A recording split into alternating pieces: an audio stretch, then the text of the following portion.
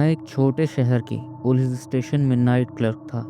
मेरा काम सिर्फ इतना था, रात के केसेस रजिस्टर करना और पुरानी फाइल्स को अपडेट करना। रात की ड्यूटी बोरिंग होती है पर सेफ, ऐसा मुझे लगता था, जब तक डायरी नंबर 64 मेरे हाथ नहीं लगी। स्टेशन के स्टोर रूम में एक लोहे की अलमारी थी। उस पर लिखा था सील्ड 2014। मैंने पूछा, सर इसमें क्या है? सीनियर ने बिना देखे बोला, कचरा है, हाथ मत लगाना। पर क्यूरियोसिटी, उस रात 2 बजे जब पूरा स्टेशन सो रहा था, मैंने अलमारी खोली। अंदर सिर्फ एक पुरानी डायरी थी, ब्राउन कवर, नाम लिखा था कन्फेशंस। डायरी के हर पेज पर एक जुर्म था लिखा हुआ, किसी का एक्सीडेंट, किसी का मिसिंग केस, तो किसी का सुसाइड।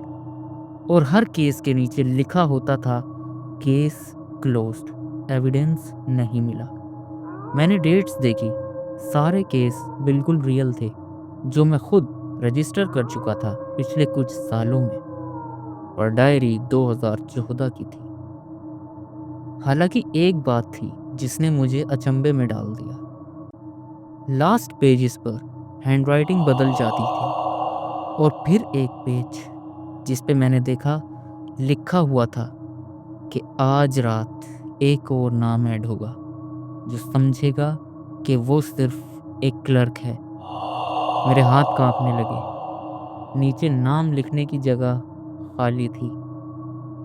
सडनली स्टेशन की सारी लाइट्स बंद हो गई, बैकअप जनरेटर भी नहीं चला। अंधेरे में सिर्फ एक आवाज़ मेरे कानों में पड़ी, तुमने डायरी नहीं खोलनी चाहिए थी। मैं भागने की कोशिश करने लगा, पर मैंने नोटिस किया स्टेशन के अंदर सिर्फ मैं ही नहीं था। वो लॉकअप जो आज सुबह तक पूरे दिन खाली पड़ा था, उसके सभी पुराने कैदी लगा जैसे वापस आ खड़े थे। वो बिल्कुल शांत थे, बिल्कुल सीधे, जैसे किसी के ऑर्डर का इंतज़ार कर रहे हों। सीनियर ऑफिसर अंधेरे से अचानक निकला। उसने डायरी उठाई और बोला, इस शहर में जुर्म हमेशा से कम रहा है, क्योंकि हम पहले ही डिसाइड कर लेते हैं कौन जिंदा रहेगा। डायरी में लिखे नाम सिर्फ विक्टिम्स के नहीं थे, वो प्लान्ड डेथ्स थे, जिन्हें एक्सीडेंट या सुसाइड बना दिया गया। और जो कोई भी इस डायरी को पढ़ता, वो अगला एंट्री बन जाता। सुबह जब नया क्लर्क आया, स्टेशन बिल्कुल नॉर्मल था। डेस्क पर एक डायरी पड़ी थी, ओपन।